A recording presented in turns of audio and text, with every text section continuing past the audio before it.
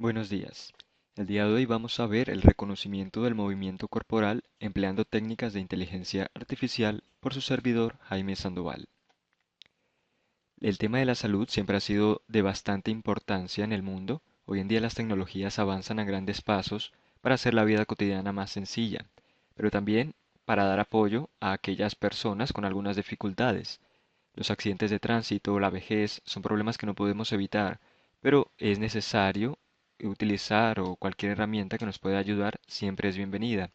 El reconocimiento de la actividad corporal puede ser una gran herramienta para esas personas que presentan dificultades motrices y están en proceso de recuperación. Por tal motivo, se decidió emplear técnicas de Machine Learning para lograr predecir movimiento corporal y así apoyar en la recuperación de pacientes. Los objetivos de este trabajo son el encontrar el tipo de aprendizaje óptimo para la detección del movimiento de un paciente en recuperación motriz. Para eso se establecen tres objetivos específicos que son encontrar datos de movimientos captados que describan la posición o el movimiento de una persona, realizar un análisis y comparación de algunos algoritmos empleando los datos para diferenciar los resultados, e identificar el algoritmo óptimo para predecir el movimiento o la postura de una persona en recuperación motriz. En principio, los datos bueno, se hizo la búsqueda de datos precisamente para poder hacer esta actividad.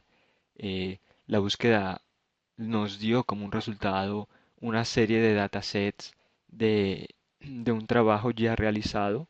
Esos datasets son una recopilación de bastantes datos de movimiento o postura de unas personas, de unos pacientes, y cada postura se establece como tal en una carpeta y cada carpeta tiene alrededor de más o menos 15 datasets para cada una.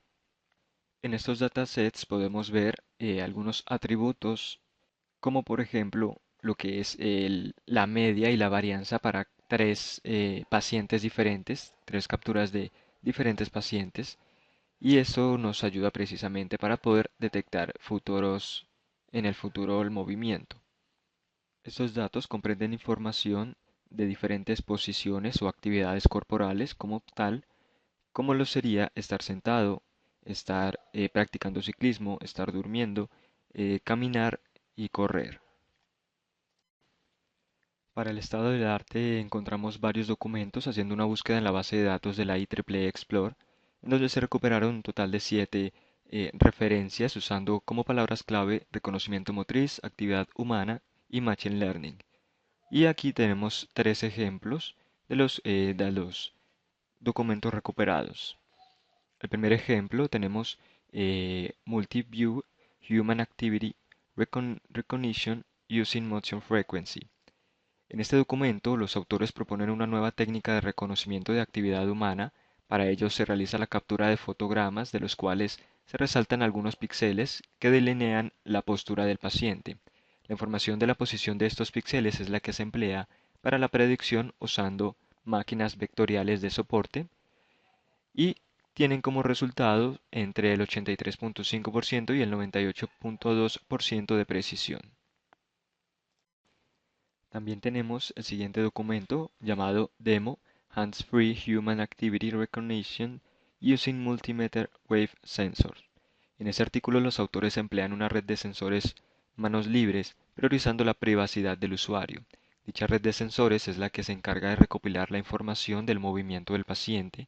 En esta ocasión los autores emplean una red neuronal convolucional con 4 capas y un total de 36 neuronas, generando así una matriz de en dos dimensiones para poder precisamente predecir el movimiento o la posición del usuario. También tenemos el documento Human Activity Recognition from Accelerometer Data Using Convolutional Neuronal Network.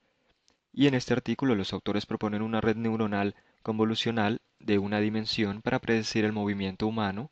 En esta ocasión utilizan los acelerómetros de teléfonos inteligentes para capturar la información del comportamiento de caminar, correr o permanecer quietos y lograron tener una eficacia del 92.71%.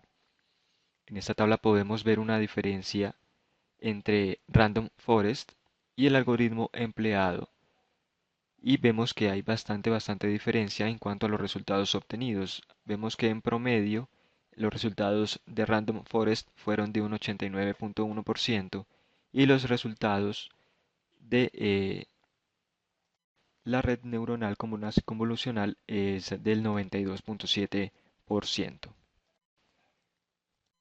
Bien, en nuestro caso, entrando en materia, se hizo uso del lenguaje de programación Python con la herramienta de Spider en su versión de 3.7.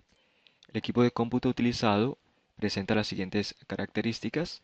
Es un procesador AMD A12 9720P con 4 núcleos a 2.7 GHz,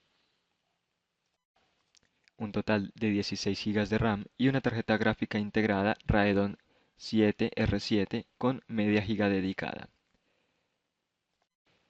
En cuanto al dataset, como se mencionó anteriormente, fueron capturados varios datos clasificados en diferentes carpetas que corresponden a lo que son los movimientos. Pero para nuestro trabajo solamente tendríamos una recopilación de estos datos, teniendo así un total de 2.879 instancias y 8 atributos, recopilando datos de cada movimiento en un solo dataset.